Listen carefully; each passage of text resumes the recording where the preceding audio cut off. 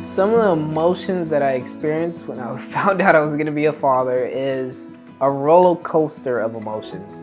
I had the idea that I was not going to be a great father just because of the environment I was raised in, because I was in a household full of 4 different females, my mother and my 3 sisters, and an absentee father. So I had the assumption that I would be a terrible father. The support system was something that I needed. I know that I needed it. That's why I went out and searched for it. Every pregnancy involves 2 people, a man and a woman. We get so much fed to us that the dad is not important in the relationship and raising children. And that's why it's so important that IWC involves the dads as well as the moms. Some of the most helpful things and tips I learned was mostly through just other dads' experiences and their takeaway from what they experienced becoming a new dad. It was pretty helpful to learn certain tips or just information about babies in general, especially as a man. Welcome to Fatherhood.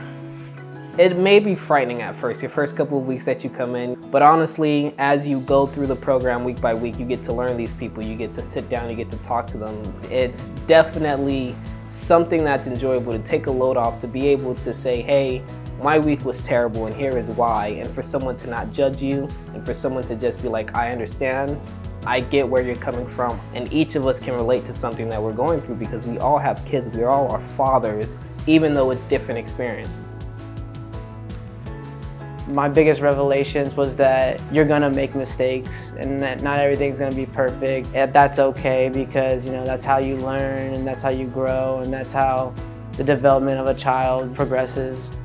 To hear that, it's like, okay, you know what? Give yourself a little leniency and a little room to allow those mistakes to happen and know that as long as you keep persevering and not letting it bring you down, you will excel at it.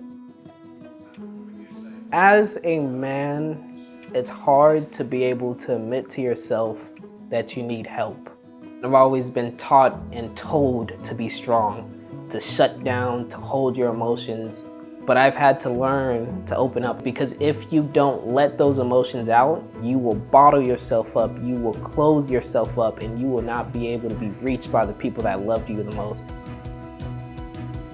We need good men to be good fathers. Men have a desire to be a good dad.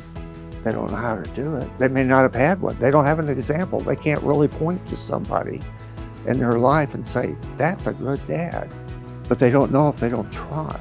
Helping that dad become what he should be can help that entire family and help the mothers flourish. I think pregnancy is really based on the woman, but sometimes the dad is forgotten about and sometimes you gotta fill your cup too.